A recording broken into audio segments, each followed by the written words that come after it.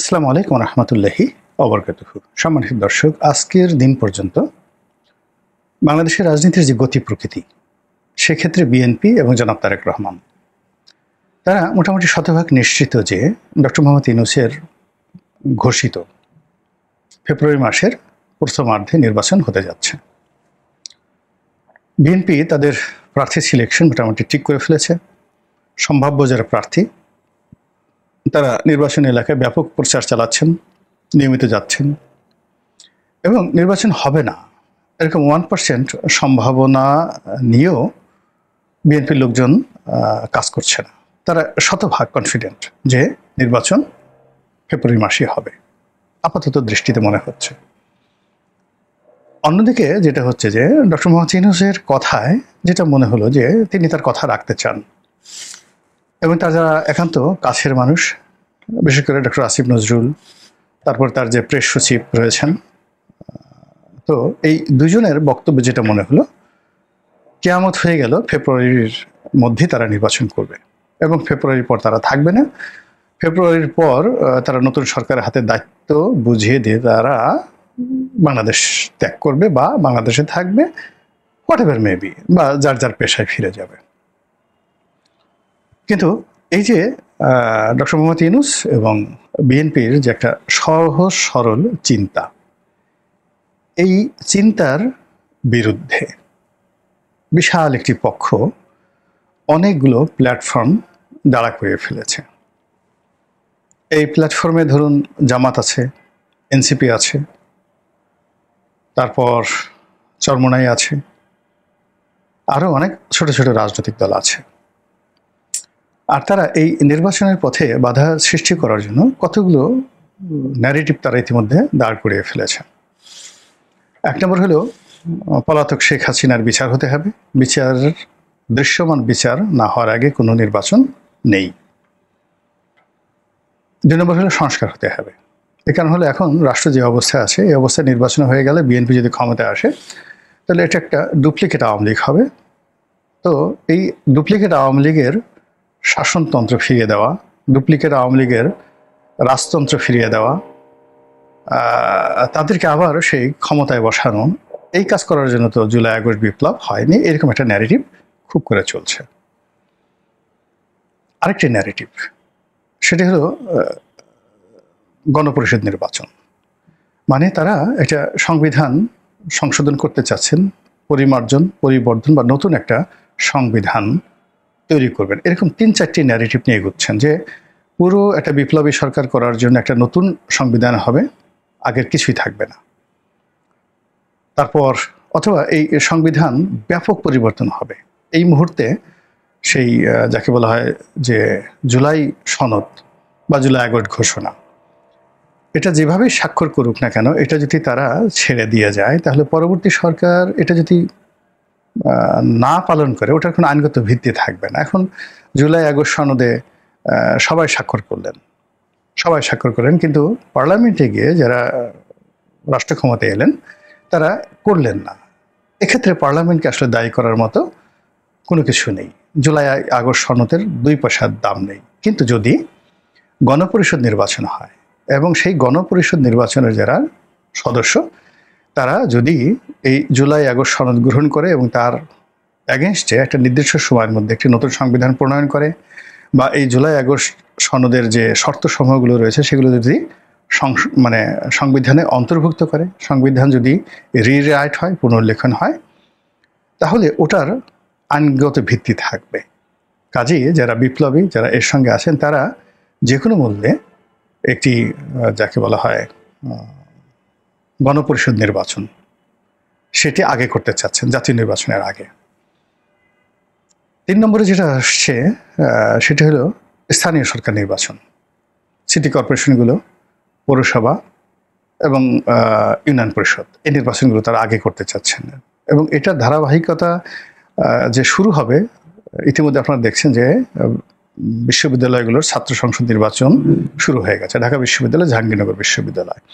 ফলে হঠাৎ করে যদি স্থানীয় সরকার নির্বাচনের তফসিল ঘোষণা করা হয়, বিশেষ করে ইউনিয়ন পরিষদ নির্বাচনের তফসিল ঘোষণা করা হয়, এটা সারা বাংলাদেশে একটা তোলপাড় শুরু হয়ে যাবে, প্রার্থীরা দৌড়াদৌড়ি শুরু করে দেবে এবং বিএনপির প্রার্থীরা বেশি দৌড়াদৌড়ি করবে। বিএনপি চাইলেও তখন সেই নির্বাচনটা বন্ধ করতে পারবে না, সরকার সেখানে উইন করবে।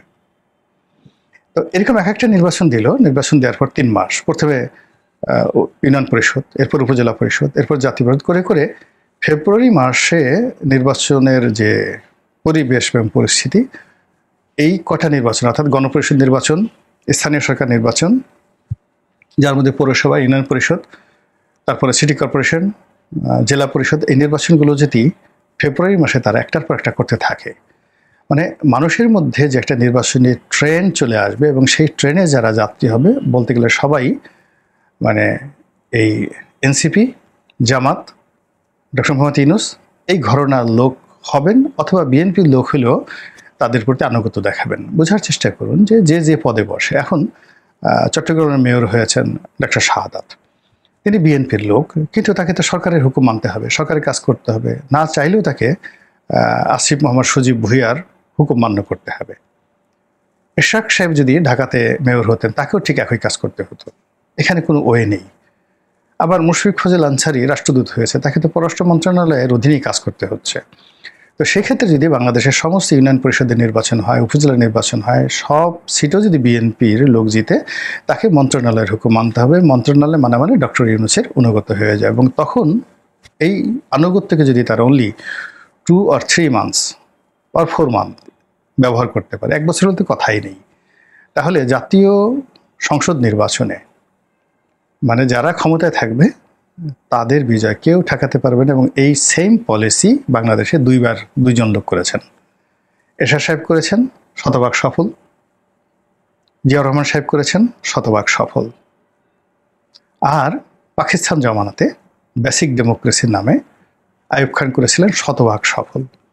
তো কাজেই এইরকম একটা সফলতার দিকে যাওয়ার জন্য বিএনপির যারা প্রতিপক্ষ, তারা এই যাকে বলা হয় এই জিনিসগুলো করতে চাচ্ছেন।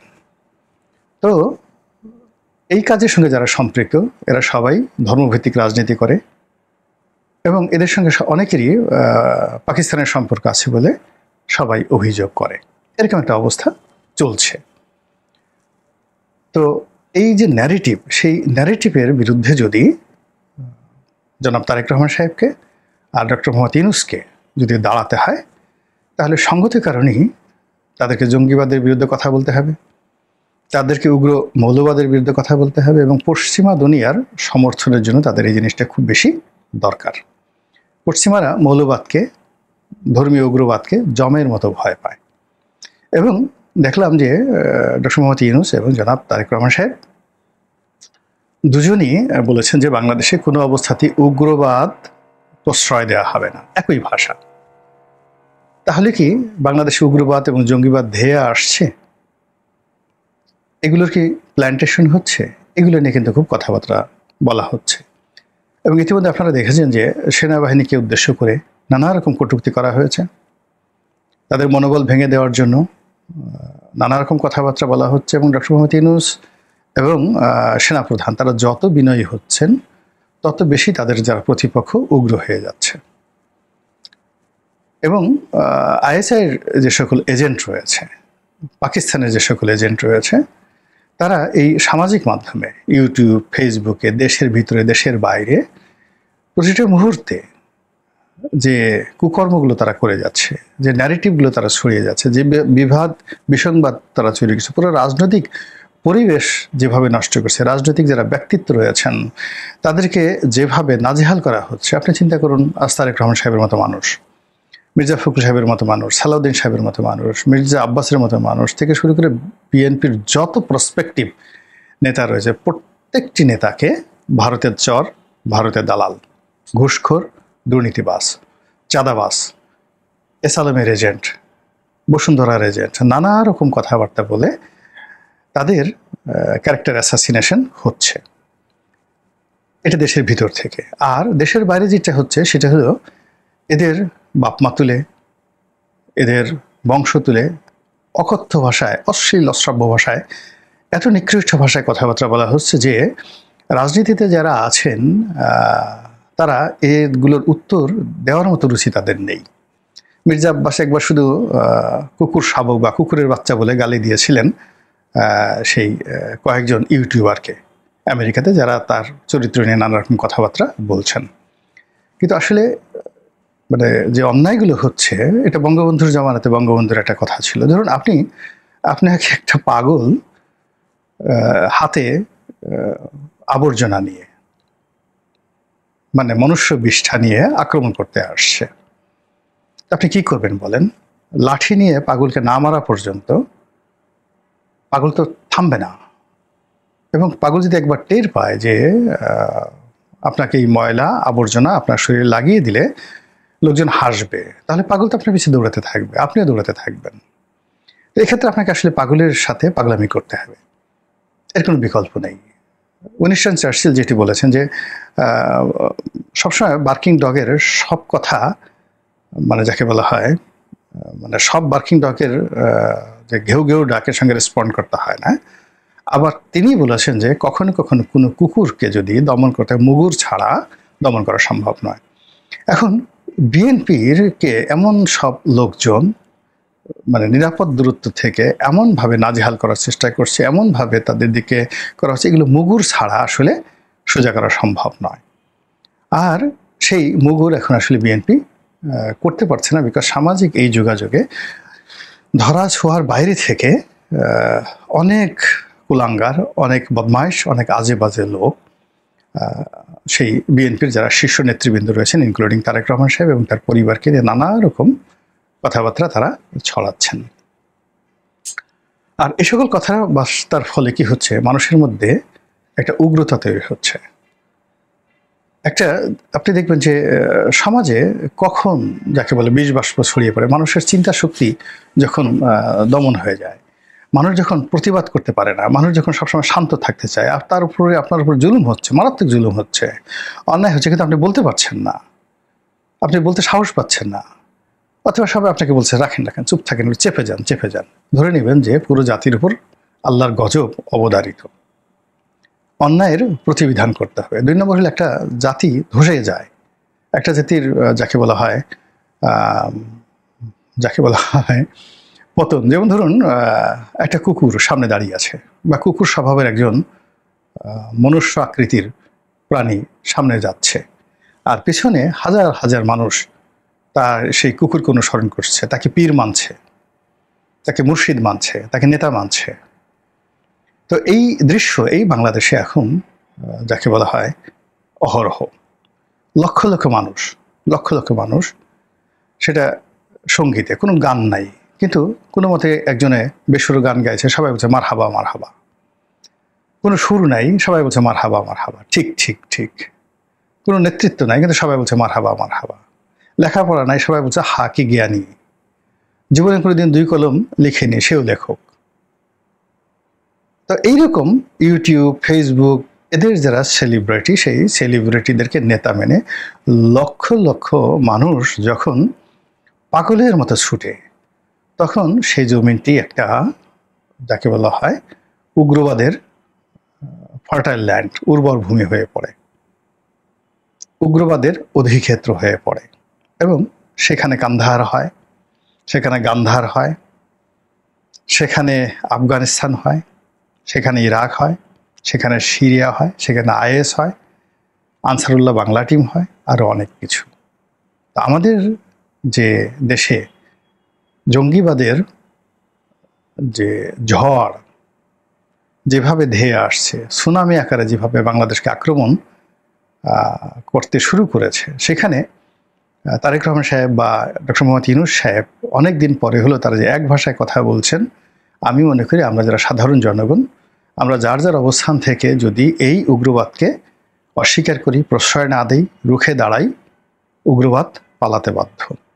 মহান আল্লাহ আমাদের সবাইকে হেদায়েত দান করুন এবং হেফাজত করুন। আসসালামু আলাইকুম ওয়া রাহমাতুল্লাহি ওয়া বারাকাতুহু।